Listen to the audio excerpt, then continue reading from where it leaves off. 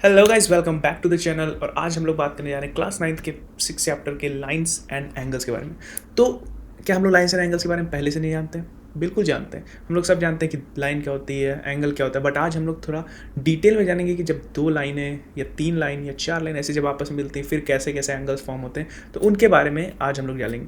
तो ये वीडियो किन के लिए? सबसे पहले अगर तुम फ्रेशर इन द सेंस मतलब फर्स्ट टाइम अगर तुम ये चैप्टर पढ़ रहे हो तब भी ये तुम आराम से देख सकते हो। डिटेल्ड वन शॉट है। और अगर तुम रिवीजन करना चाहते हो तो 2x पे 1.5x 1.75x जैसे करके फटाक से आप देख सकते हैं। ठीक है, तो चलो फिर बिना किसी देरी के स्टार्ट करते हैं। तो सबसे पहले कुछ बेसिक टर्म्स देख लेते हैं।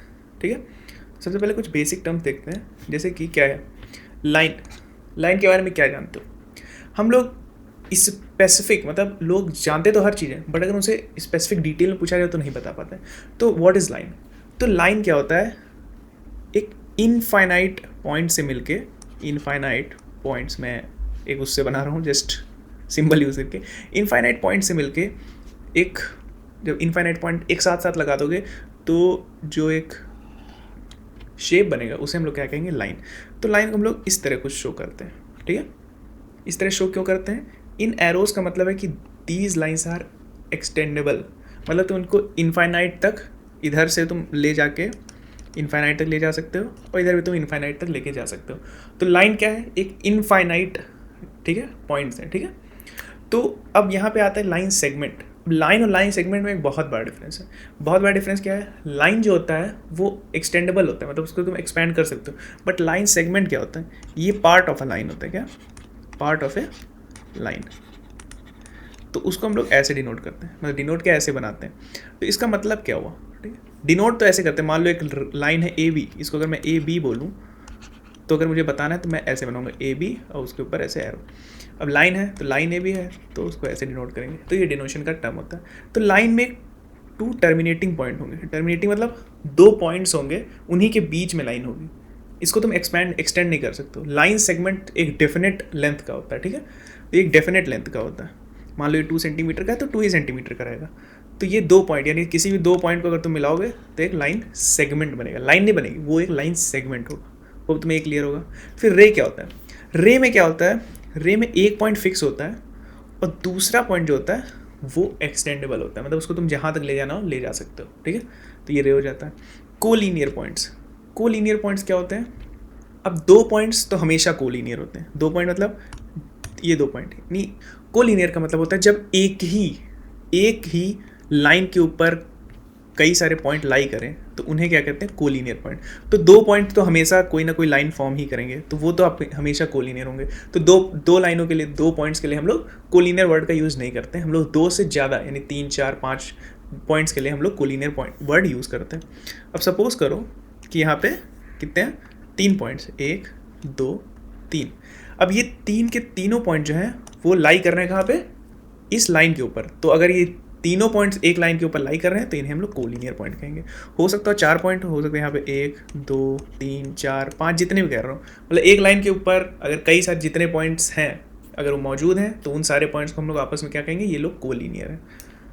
नॉन कोलीनियर सिंपल सी बात है, जो अगर मैं मान लो 3 पॉइंट्स लूँ और तीनों अलग अलग दिशा में जानी, यानी अगर तुम उन तीनों पॉइंट्स को ऐड करो यानी जोड़ो तो कोई डिफरेंट शेप बने, लाइन ना बने, तो उसे कहेंगे हम लोग नॉन कोलिनियर। अब मान लो मैं 3 पॉइंट लेता हूँ, 1 2 3, ये 4।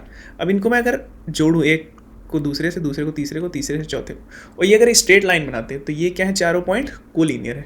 बट वहीं मान लो अगर मैं ये लूँ 4 पॉइंट, अब जोड़ूँ अगर मैं इनको एंड टू एंड, तो क्या बन रहा है? देखो, एक क्वाड्रिलेटरल बन रहा है। तो क्वाड्रिलेटरल बन रहा है तो वो एक नॉन कोलिनियर पॉइंट्स है। वो सारे क्या है? Non collinear points. अब एंगल क्या होता है? दो लाइन से या दो रेस कह लो, मतलब कि एक रे मान लो इधर से गई, एक रे सेम पॉइंट से जब ओरिजिनेट होती है तो उनके बीच का जो डिफरेंस होता है, जो बनता है, उसे हम लोग क्या कहते हैं? एंगल कहते हैं।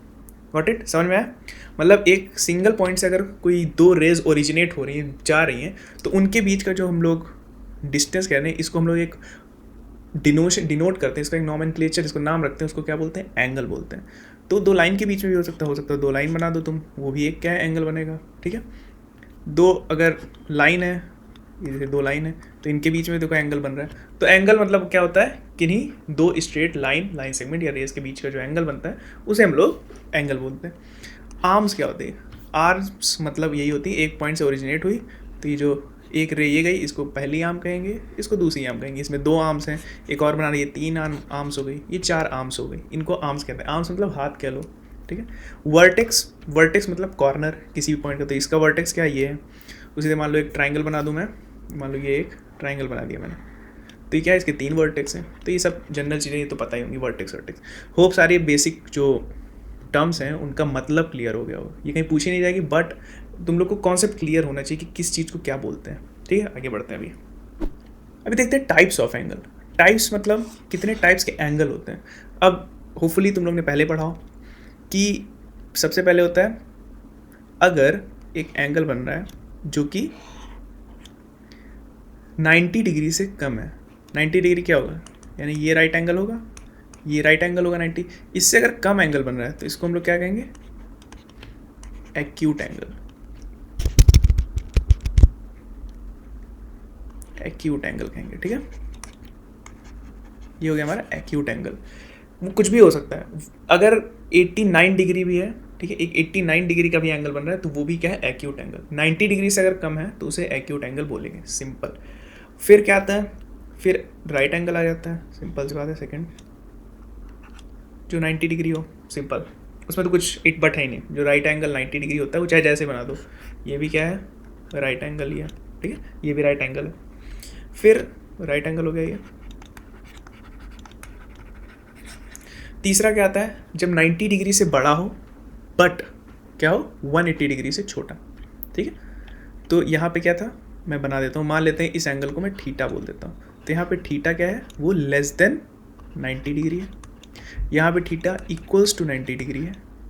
थीटा मैं आगे पढ़ोगे पता चलेगा कि एंगल को हम लोग थीटा बोलते हैं, तो मैं यहाँ पे ऐसे ही लेके चलूँ, थीटा लेस देन 90 डिग्री है, equal to 90 degree, right angle.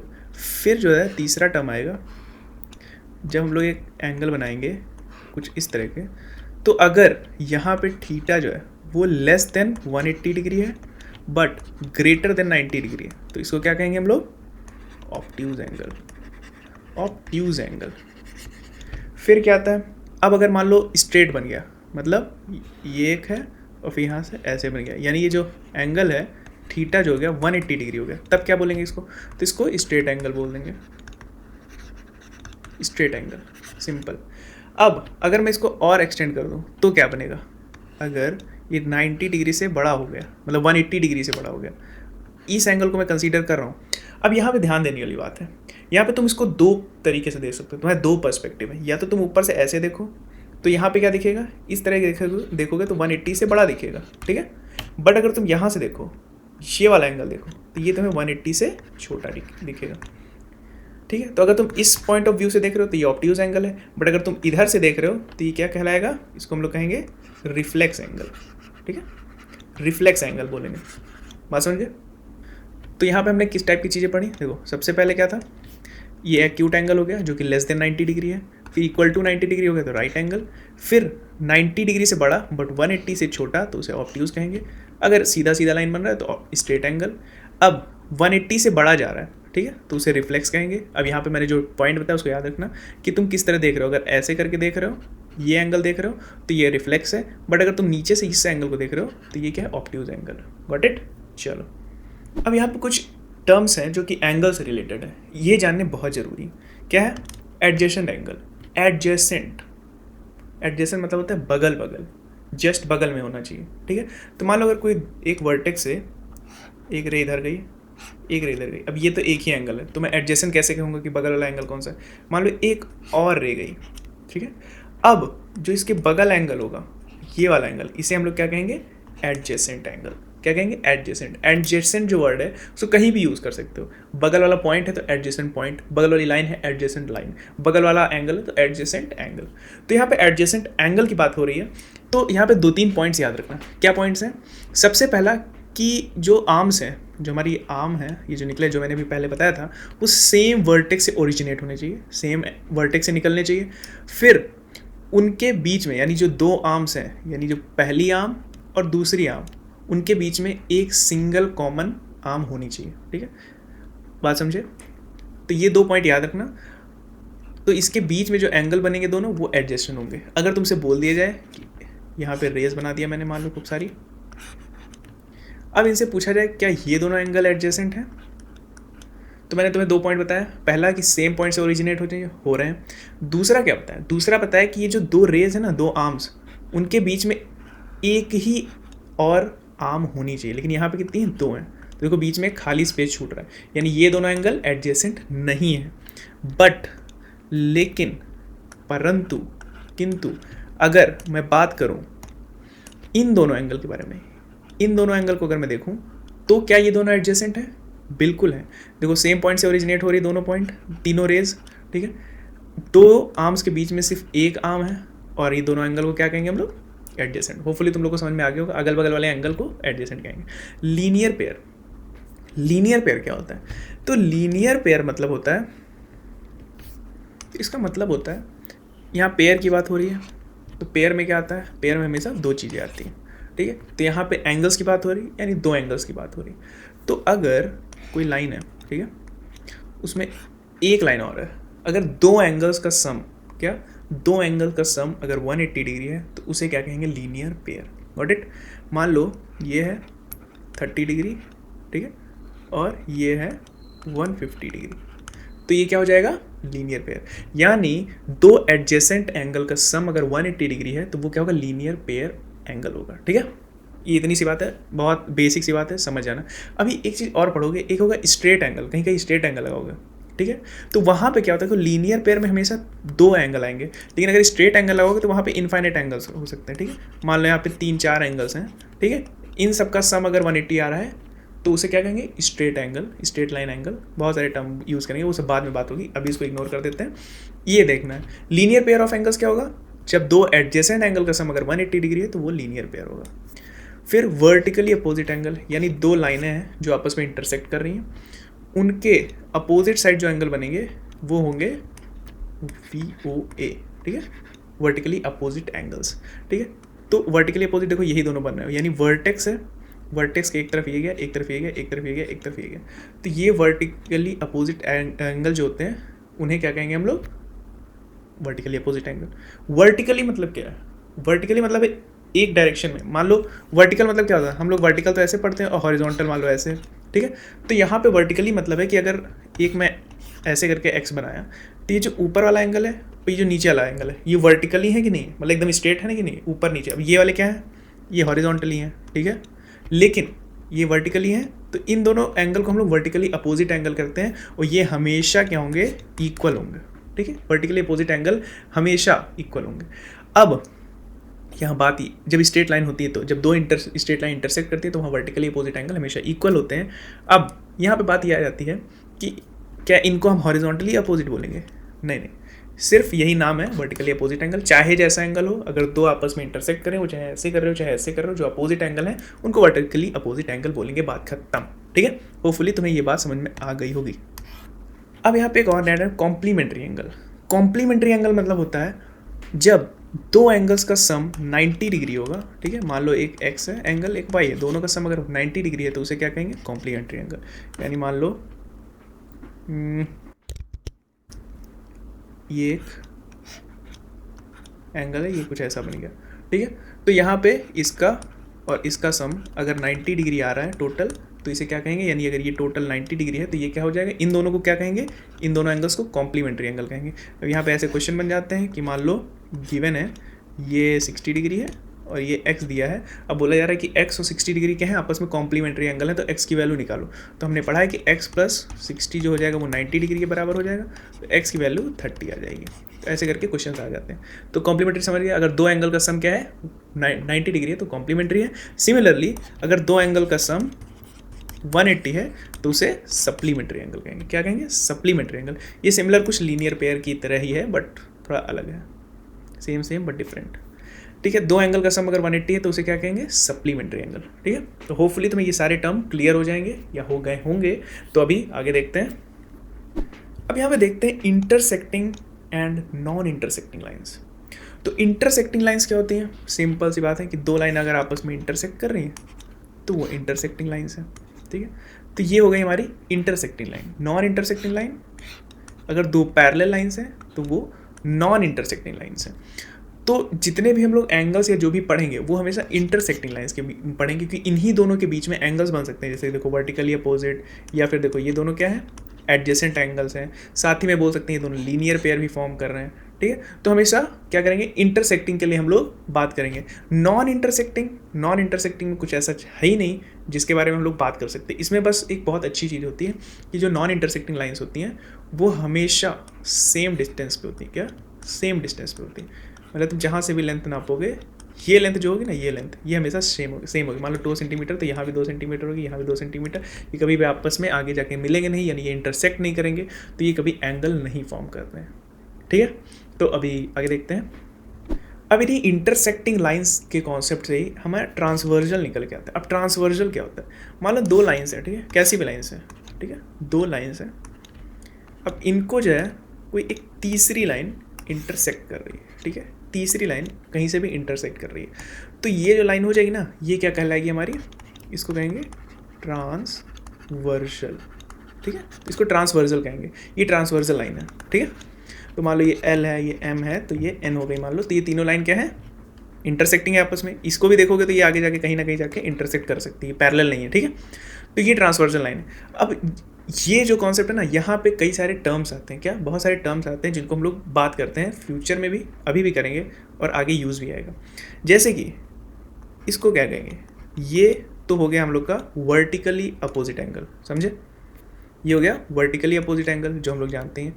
अब अगर मैं बात करूँ इस एंगल की, कि इसको और इसको क्या कहेंगे, तो ये हो जाएगा अल्टरनेट एक्सटीरियर एंगल। क्या हो जाएगा, अल्टरनेट मतलब क्या होता है, एक के बाद, ऐसा कुछ होता है ना अल्टरनेट। तो देखो ये एक एंगल के बाद आ रहा है, ये यहाँ पे है, ठीक है, उसके बाद एक अल्टरनेट एक्सटीरियर एंगल्स, तो इनको हम लोग अल्टरनेट एक्सटीरियर एंगल्स बोलते हैं, क्योंकि ये बाहर की तरफ है। सिमिलरली अगर मैं इन एंगल को बोलूँ, ये वाला और ये वाला, तो ये भी अल्टरनेट ही है। ठीक है, अल्टरनेट, लेकिन ये क्या है, इंटीरियर एंगल्स है। ठीक है, इंटीरियर एंगल, तो इसे क्या कहेंगे, अल्टरनेट इंटीरियर, और बाहर वाले को अल्टरनेट एक्सटीरियर एंगल। उसी तरह ये वाला और ये वाला क्या है, अल्टरनेट एक्सटीरियर एंगल है, और ये वाला and this one are alternate interior angle. ठीक है, तो ये टर्म बहुत ज़रूरी है, इनको याद रख लेना क्योंकि ये काम आएंगे। अभी अगला जो स्लाइड है ना, उसमें पता चलेगा इन सब का महत्व क्या है। अब यहाँ एक और भी आता है, यहाँ पे एक और आता है कि मान लो ये दोनों एंगल, अगर ये वाला एंगल और ये वाला एंगल, यानी जो एक जैसा, मतलब एक के बाद एक है, तो इन्हें हम कहेंगे करस्पॉन्डिंग एंगल। ठीक है, इन्हें कहेंगे करस्पॉन्डिंग एंगल। तो ये सारी बातें याद रखना। तो हम लोगों ने क्या पढ़ा, ये हो गया, ये कहीं भी हो सकता है, ये भी करस्पॉन्डिंग एंगल है, ये भी करस्पॉन्डिंग एंगल है, ये और ये करस्पॉन्डिंग एंगल है, ये और ये करस्पॉन्डिंग एंगल है। तो जो जस्ट उसके जैसा दिखे ना, उसके बाद जो भी, मतलब देखो ये वाला एंगल क्या है, ऊपर साइड है, और ये वाला भी एंगल ऊपर साइड है, ये वाला भी राइट साइड है, ये वाला भी राइट साइड है, तो एक जैसा दिखेगा तो उसे करस्पॉन्डिंग एंगल कहेंगे। अल्टरनेट मतलब अपोजिट साइड कह लो, तो अल्टरनेट अगर बाहर बाहर है तो एक्सटीरियर, अंदर अंदर है तो इंटीरियर। तो ये 3 चीज़ें याद रखना, या फिर 4 चीज़ें, जो कि एक vertically opposite angle, alternate angle जो कि जिसके अंदर alternate interior, alternate exterior angle आता है, और चौथा करस्पॉन्डिंग एंगल। ये सारी बातें याद रखना, ये सब अभी काम आएंगी। तो जो अभी देखा, अभी हम लोग ने देखा क्या, इंटरसेक्टिंग लाइंस के साथ अगर करस्पॉन्ड ट्रांसवर्जल है तो क्या होगा। बट अगर मैं देखूं कि कोई 2 पैरेलल लाइंस, क्या है, 2 पैरेलल, अगर 2 पैरेलल लाइंस हैं, ठीक है, अगर 2 पैरेलल लाइंस है तब क्या होगा, तब कैसे फॉर्मेशन होगी, फिर एक ट्रांसवर्जल हम लोग खींचेंगे। ठीक है,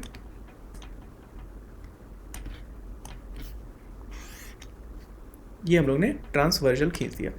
अब ये सारी लाइंस हैं, लाइन सेगमेंट नहीं है, ये सारी लाइंस हैं, इसीलिए मैंने ये एरो शो कर दिया।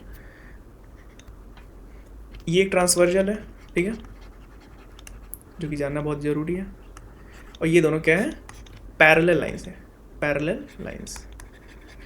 तो अब देखो जितनी बातें मैंने बताई थी ना, यहाँ पे वो सारी बातें अप्लाई होंगी बहुत अच्छी तरीके से। जैसे कि अगर मैं बात करूँ अल्टरनेट एक्सटीरियर एंगल की, यानी ये वाला एंगल और ये वाला एंगल, तो ये दोनों आपस में क्या होंगे, इक्वल होंगे।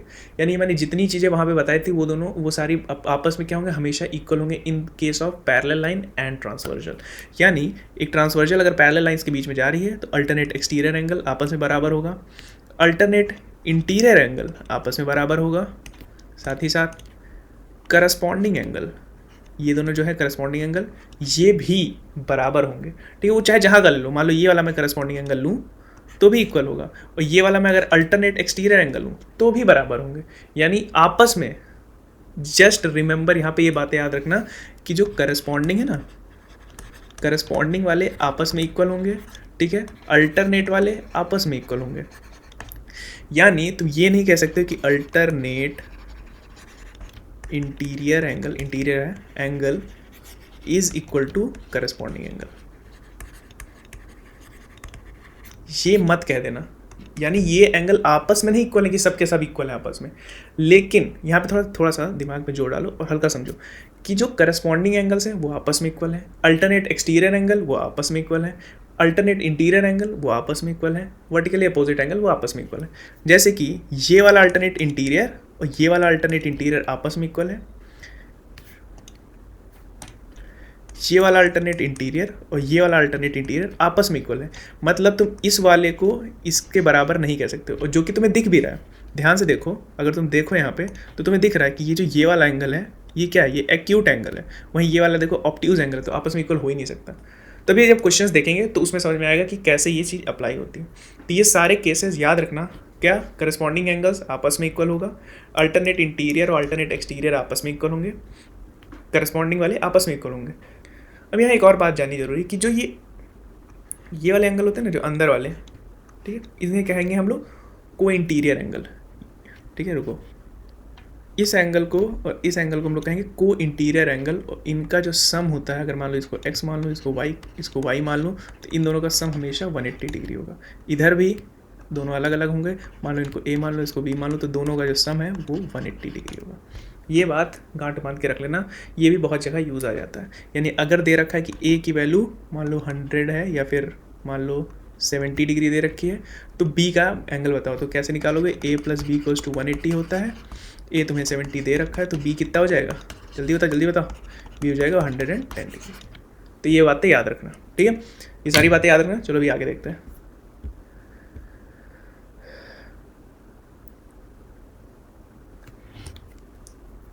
अब यहाँ पिछले चैप्टर जैसा एक एक्सियोम्स आ गए। एक्सियोम क्या होता है, if a ray stands on a line then the sum of two adjacent angles so formed is 180 degree. जो लीनियर पेयर वाली बात थी वही इन्होंने एक्सियोम कह दिया कि अगर एक स्ट्रेट लाइन है और उस पर अगर कोई एडजेसेंट एंगल फॉर्म हो रहा है, यानी ये वाला और ये वाला, तो इन दोनों का जो सम होगा, ये x है ये y है, तो इन दोनों का जो सम है वो हमेशा 180 डिग्री होगा। वही लीनियर पेयर जो है वही चीज़ इन्होंने यहाँ पे बता दी। तो ये कोई बहुत बड़ी बात नहीं है, बोला है कि एक लाइन है उस पर अगर एक कोई रे स्टैंड कर रही है, जो कि कर रही है, ये वाली हमारी रे हो गई, ये हम लोग की लाइन हो गई, एक लाइन पे एक रे स्टैंड कर रही है, तो जो एंगल्स बनेंगे दोनों वो होंगे एडजेसेंट एंगल, और उन दोनों का सम क्या होगा, 180 डिग्री होगा। बस यही इस एक्सियोम 6.1 का मतलब। अब इन्होंने 6.2 क्या दे रखा है, if the sum of two adjacent angle is 180 degree then the non common arms of the angle form a line. जो उसमें बताया गया ना 6.1, उसका जस्ट उल्टा मतलब कि अगर दो एडजेसेंट एंगल है, मान लो मैं ये दो एडजेसेंट एंगल बना देता हूँ, ठीक है, और ये बीच वाली रे है, तो ये वाला एंगल और ये वाला एंगल, अगर ये दोनों x और y अगर ये दोनों मिलके 180 डिग्री बना रहे हैं, तो जो नॉन कॉमन आर्म है ये क्या है, ये हम लोग की कौन सी है, कॉमन आर्म। इसे क्या कहेंगे, कॉमन आर्म। तो जो नॉन कॉमन आर्म है यानी ये वाली और ये वाली, तो ये दोनों क्या मिलके एक स्ट्रेट लाइन बनाएंगे। यानी जो ये मैंने डायग्राम बनाया है ये गलत है, ये कुछ ऐसा बनेगा, यानी ये एक स्ट्रेट लाइन होगी और यहाँ पे दोनों एंगल्स होंगे, ठीक है। तो कुछ ये है उस चीज़ का उल्टा है कि अगर दो एंगल्स 180 डिग्री बना रहे हैं तो जो नॉन कॉमन आर्म है वो एक स्ट्रेट लाइन फॉर्म करेगी, ठीक है। यही है एक्सियोम 6.1। अभी आगे देखते हैं। If two line intersect each other then the vertically opposite angles are equal. वही जो बातें बताई गई थी कि वर्टिकली अपोजिट एंगल क्या होता है, दो लाइन आपस में अगर इंटरसेक्ट कर रही है, मान लो ये लाइन्स हैं, तो इन लाइन के जो बीच में जो वर्टिकली अपोजिट एंगल होंगे, यानी ये दोनों, ये वाले और ये दोनों, आपस में इक्वल हो, यानी ये वाला और ये आपस में इक्वल हो, और ये आपस में इक्वल होगा। बस यही इन्होंने थ्योरम 6.1 में बताया, तो इसको ज़्यादा समझाने की जरूरत है नहीं। आगे देखते हैं। देखो लिखा है in figure line P Q and R S intersect each other at point O. तो ये पॉइंट ओ है, यहाँ पे इंटरसेक्ट कर रही है। Angle P O R and angle R O Q, जो पी ओ आर यानी ये एंगल और आर ओ क्यू, अगर मैं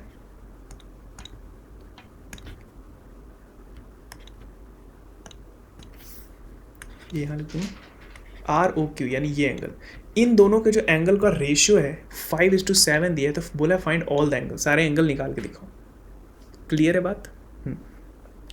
तो अब यहाँ पे जैसे हम लोग P O R O S इस टाइप से नहीं खेलेंगे, थोड़ा मैच्योरिटी से खेलते हैं। चलो देखो मैं क्या बताता हूँ, ये हमेशा सजेस्ट करूँगा, इससे बहुत दिक्कत होती है। तो हमेशा सॉल्व करते वक्त क्या करो, जैसे मान लो एंगल पी ओ आर है, इसको क्या मान लो तुम एक्स मान लो, यहाँ कर देते हैं लेट। और फिर एंगल आर ओ क्यू है, कोई सिंपल सा टर्म मान लो एक्स ए बी वाई जो भी मानना, तो मैंने यहाँ एक्स वाई मान लिया, यानी इसको एक्स बोल दिया, इसको वाई बोल दिया। अब बोला है कि ये दोनों का जो रेशियो है, यानी x:y का रेशियो दे रखा है 5:7, तो ये दे रखा है। अब बोला है कि सारे एंगल निकालो, तो हमें ये बात पता है बहुत अच्छी तरीके से कि अगर ये है तो वर्टिकली अपोजिट से ये भी इक्वल होगा, और उसके वर्टिकली अपोजिट से यानी ये भी y होगा और ये भी x होगा। बात समझ में आ रही है? यानी ये x है, ये x है, ये y है, ये y, दोनों सेम होंगे। बिल्कुल सही। अब हमको ये भी पता है कि जो ये पूरा एक क्या है, अगर मैं इस पॉइंट से उठूँ, ठीक है, इस पॉइंट से अगर मैं पूरा एक सर्कल मार के आऊँ, तो ये सारे पूरा एक सर्कल क्या बनाएगा, कितना एंगल बनाएगा? जी बिल्कुल 360 डिग्री बनाता है, एक रोटेशन पूरा 360 बनाता है। यानी मैं अगर सबको जोड़ दूँ, नहीं x प्लस वाई सारे एंगल जोड़ूँ तो कितना बनेगा? 360 डिग्री, यानी 2x + 2y = 360 डिग्री। तो x + y 2 कॉमन लेके मैंने डिवाइड कर दिया, यहाँ से 2 कॉमन ले लिया, तो ये बन गया 360 डिग्री। तो x + y क्या बना? 180 डिग्री। देखो ये मैं ऐसे भी कर सकता था, और सिंपली यहाँ से दिख ही रहा है कि ये एक स्ट्रेट लाइन है, तो ये दोनों क्या बनेगा? लीनियर पेयर, तो x + y = 180 डिग्री होगा। ये हम लोग को बात पता चली। अब यहाँ इसका क्या मतलब है, इसको मैं कैसे लिख सकता हूँ? x/y = 5/7। तो यहाँ से मैं अगर y की वैल्यू निकालूँ या x की वैल्यू निकालूँ तो क्या आ जाएगी? 5y/7। इस x की वैल्यू मैं अगर यहाँ पुट कर दूँ तो 5y/7 + y = 180 डिग्री। थोड़ा सा कॉम्प्लिकेटेड लग रहा होगा मैं, लेकिन इसके बाद एक और मेथड भी बताऊंगा। तो एलसीएम लेके क्या आ जाएगा कि 12y/7 = 180 डिग्री। तो y की वैल्यू क्या आ गई? 7/12 × 180 डिग्री। तो इसको मैं अगर डिवाइड करूँगा तो कितना आ जाएगा? 105 डिग्री। ठीक है, तो y आ गया 105। तो उसी तरह हम लोग x + y = यहाँ से हमें ये मिल गया, y की वैल्यू मिल गई, तो x क्या हो जाएगा? 105 = 180 डिग्री। तो x की वैल्यू 180 - 105 जो कि आ जाएगी 75, सॉरी यहाँ 75 होगा, तो 75 डिग्री, यानी ये हो गया हमारा 75, ये हो गया 75, ये हो गया 105 और ये हो गया 105। तो ये एक मेथड था। इसको थोड़ा सा कॉम्प्लिकेटेड लग रहा होगा हल्का सा, क्योंकि मैंने यहाँ पर वैल्यू निकाली उठा के इसमें पुट की, यहाँ थोड़ा एल्जेब्रा ज़्यादा अप्लाई हो गया। बट अब इसको मैं थोड़ा सा सिंपल वे में बताता हूँ। तो ये मेथड क्या है, देखो x + y की वैल्यू कितनी है? 180 डिग्री हमें पता है, यानी टोटल कितना है? 180 डिग्री। यानी अगर मैं रेशियो निकालूं, मुझे पता है कि 5 + 7 कितना हो जाएगा? 12। यानी कि x की वैल्यू अगर मैं सिर्फ निकालूं, सिर्फ x की वैल्यू, तो x की वैल्यू क्या हो जाएगी? 5/12, और इस टोटल कितना होता है? 180। ये मेथड तुमको पता है कि नहीं? रेशियो में हम लोग ने ये पढ़ा है ना रेशियो में, कि अगर दोनों का सम दिया हुआ है, दोनों का रेशियो दिया है, तो टोटल में से अगर मैं x का पार्ट सिर्फ निकालना चाहूँ तो कुछ इस तरह निकाल सकता हूँ। उसी तरह y का पार्ट निकालना है तो मैं कैसे निकाल सकता हूँ? 7/12 × 180 डिग्री, सिंपल। तो इसको निकालेंगे कितना आ जाएगा? ये आ जाएगा 75 डिग्री और ये आ जाएगा 105 डिग्री। अब देख लो तुम्हें कौन सा मेथड ज़्यादा इजी और बेसिक लग रहा है। अब अगर तुम्हें यह इजी लग रहा है तो सोचोगे वो वाला क्यों बताया। तो ये याद रखना कि जब भी मैथ को अप्रोच करो, ठीक है, तो ट्राई करो कि जितने मेथड से तुम एक क्वेश्चन सॉल्व कर सकते हो उतने मेथड से करो, क्योंकि अभी ये नया लर्निंग फेज है, 9th 10th तुम लोग का नया लर्निंग फेज है। तो अपने माइंड को थोड़ा इवॉल्व करो, ठीक है, जितनी तरीके से, अभी हो सकता है किसी एक तरीके से और लग जाए, मुझे नहीं पता, बट अगर वो लग जाता है तो वेल एंड गुड, बहुत अच्छा है। तुम उसको एक्सप्लोर करो और कई सारे मेथड्स खुद से ढूंढो, खुद से निकालो कि ये और किस तरीके से सॉल्व हो सकता है, क्योंकि अभी तुम्हारे पे बहुत ज़्यादा लोड नहीं है कि तुम्हें ये करना है वो करना है। इतना छोटा सिलेबस है 1 साल के लिए कि मैं कुछ कह नहीं सकता हूँ। तो मैक्सिमम क्वेश्चन सॉल्व करो, मैक्सिमम तरीके से सॉल्व करो, तो तुम्हारा दिमाग जो है खुलेगा, ठीक है। तो ये दोनों मेथड समझ में आ गए होंगे होपफुली। आगे देखते हैं अभी। ऐसे ही क्वेश्चन दिया हुआ है, in figure if x plus Y equal to w plus Z then prove that AOB is a line. Correct. बोला है कि x प्लस वाई जो है वो w प्लस जेड है, यानी इसका और इसका सम जो है वो इसके और इसके सम के बराबर है। तो देखो, तो हमें प्रूव करना है कि AOB यानी AOB ये लाइन क्या है, एक स्ट्रेट लाइन है। तो स्ट्रेट लाइन का हम लोग ने एक थ्योरम पढ़ा शायद 6.2 जो भी था, जो कि लीनियर पेयर का उल्टा था, कि अगर दो एंगल्स का सम 180 डिग्री है तो वो जो लाइन है वो एक, मतलब वो जो दो नॉन कॉमन आर्म है वो एक लाइन होगी। तो यहाँ पे अगर मैं x और y को लूँ, अगर ये दोनों 180 प्रूव हो जाए तो इसका मतलब ये एंगल ये लाइन क्या हो जाएगी, स्ट्रेट लाइन हो जाएगी। और ये प्रूव करके देखते हैं। अब हमें पता है कि x plus Y plus W plus Z, अगर मैं सबको जोड़ दूँ तो 360 बनेगा। भाई पूरा एक रोटेशन मारा हम लोग ने, सारे एंगल जोड़ दिए तो 360 बने। अब हमें पता है कि w प्लस जेड और x प्लस वाई इक्वल है, तो w प्लस जेड की जगह हम लोग क्या लिख सकते हैं, x प्लस वाई लिख सकते हैं, बिल्कुल लिख सकते हैं। अब मैं अगर जोड़ूंगा तो ये हो जाएगा 2x प्लस वाई हो जाएगा, बिल्कुल हो जाएगा। अब 2 उधर भेज दूंगा तो क्या हो जाएगा, x plus Y equals to 180 degree. Hence prove x plus Y अगर 180 डिग्री आ गया, यानी दो एंगल का सम, दो एडजेसेंट एंगल का सम अगर 180 आ रहा है, इसका मतलब वो जो नॉन कॉमन आर्म होगी वो क्या होगी, हमारी स्ट्रेट लाइन होगी। तो यहाँ से AOB is a straight line prove हो जाती है। बेसिक सा आसान सा सवाल है, बस यहाँ पे थोड़ा दिमाग लगाना था कि सबका सम फिर ऐड करके, समझ गए। चलो आगे देखते हैं। अभी देखते हैं थ्योरम 6.6, बीच वाले एलिमिनेट कर दिए गए हैं। Lines which are parallel to the same line are parallel to each other. ऐसा कुछ अगर याद हो तुम्हें, तो जब हम लोग ने यूक्लिड पढ़ा था वहाँ पे कुछ एक ऐसा ही थ्योरम पोस्टुलेट टाइप का था कि जो सेम चीज़ जो है वो अगर दो चीज़ें किसी सेम चीज़ के बराबर हैं तो वो दोनों चीज़ आपस में बराबर होंगी।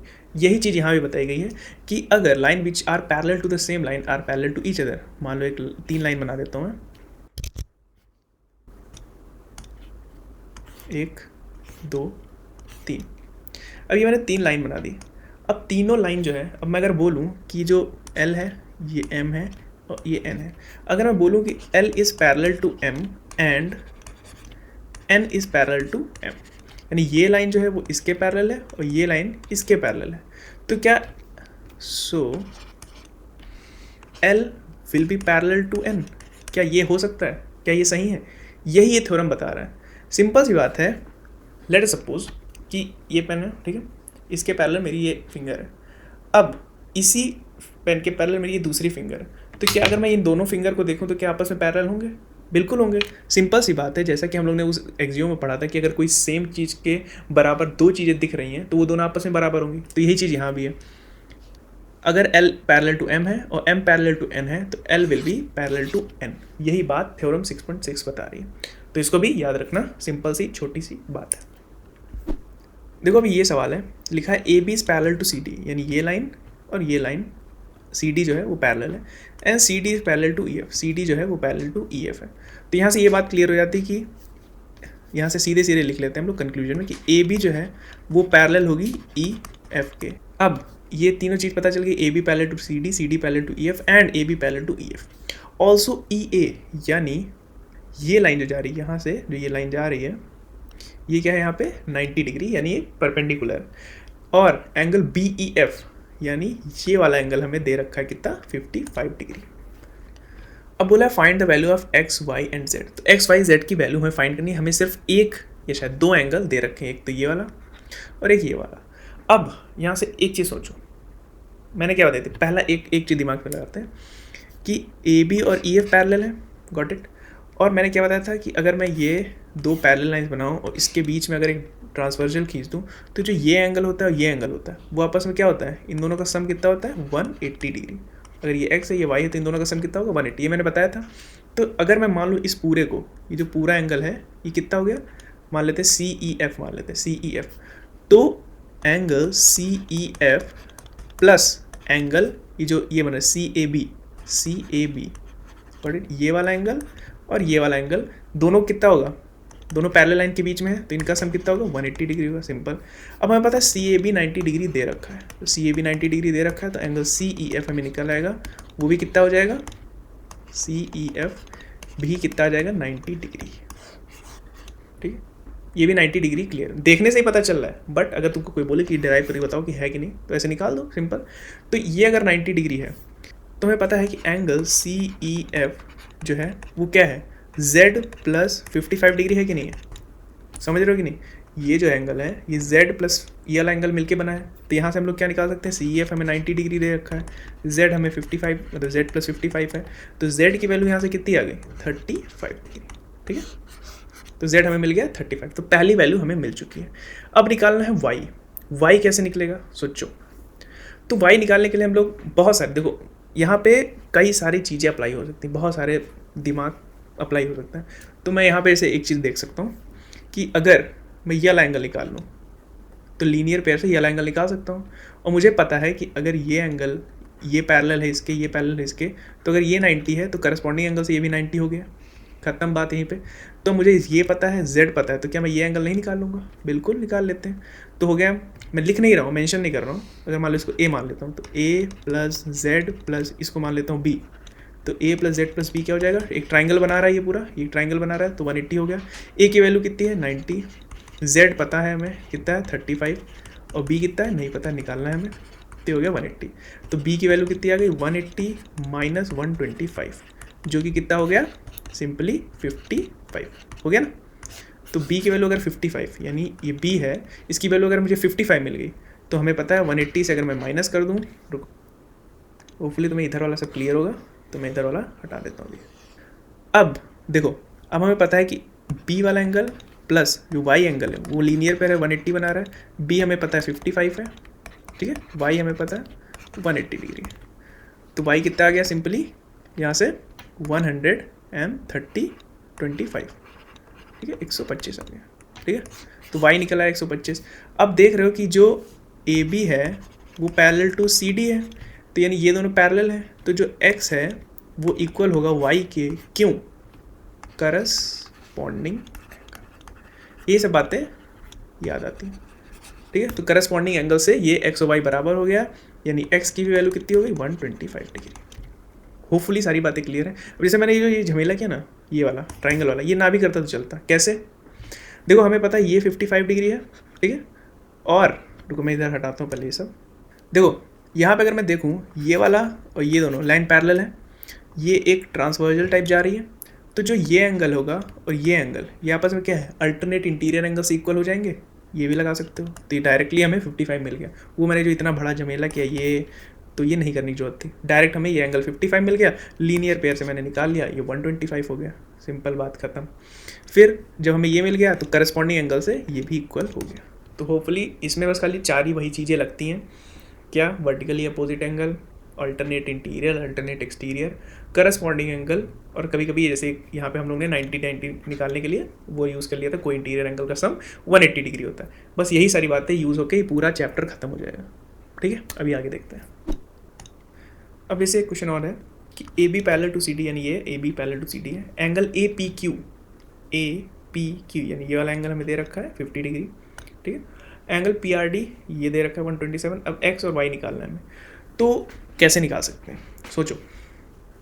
सबसे पहले तो हम लोग को ऑब्जर्व करना होगा, क्या, सबसे पहले ऑब्जर्व करो तो देखो क्या है, देखो वैसे नहीं दिखता है, जब ये थोड़ा सा एक्सटेंड हो जाती है ना, जैसे मान लो इसको मैं एक्सटेंड करूँ इधर को और इसको एक्सटेंड कर दूँ इधर को, ठीक है, तो अब ये कुछ ट्रांसवर्जल जैसे दिखने लगती है ना, तो थोड़ा आसान लगने लगता है, तो ऐसे कर दिया करो रफ में कॉपी में। तो अब देखो अगर तुम देख पाओ तो ये ट्रांसवर्जल है, ये अल्टरनेट इंटीरियर एंगल से ये कट से मुझे x इक्वल्स टू 50 मिल गया, कैसे, अल्टरनेट इंटीरियर एंगल्स। क्लियर बात, यहीं पे बात खत्म हो गई। अब अगर मुझे ये मिल गया है, x मिल गया है, अब y कैसे निकलेगा। अब हमें पता है ये 127, अगर मुझे ये मिल जाए तो मैं एंगल सम प्रॉपर्टी लगा के कर सकता हूँ। तो ये अगर 127 है तो लीनियर पेयर से मान लो इसको मैं z मान लेता हूँ, तो z प्लस 127 कितना हो जाएगा 180 डिग्री है, तो z की वैल्यू कितनी हो जाएगी 180 माइनस 127, जो कि हो जाएगी 53। तो z की वैल्यू कितनी आ गई 53, सिंपल, ठीक है, z की वैल्यू 53 आ गई।